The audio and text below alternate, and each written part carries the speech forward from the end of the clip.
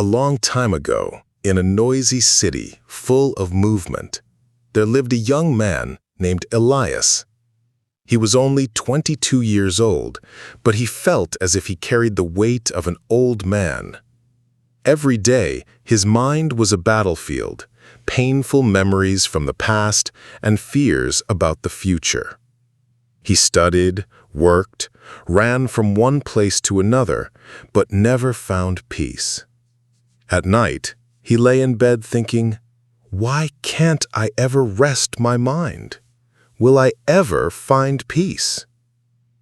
One day, tired of this emptiness, Elias heard about a mysterious woman who lived alone near an ancient forest. People said she was not only wise, but had survived great tragedies in her life, and now helped others to find balance within themselves. Moved by curiosity and desperation, Elias decided to look for her. The journey was long. He walked through dusty roads, faced storms, and almost gave up many times. But something inside whispered, "If you don't try, nothing will change." When he finally arrived, he found the wise woman sitting quietly near a fire. Her eyes were calm, but full of stories. "Ma'am," Elias said with a trembling voice, "my mind is chaos. I want peace, but I don't know how to find it." The woman looked at him in silence. Then, she handed him an unlit lantern and said, "Go into the heart of the forest at night, alone. Walk with this lantern. When you understand what it means, come back to me." Elias was confused, but he obeyed. He stepped into the darkness of the forest. At first, fear consumed him. The wind howled, branches cracked, and the darkness seemed endless.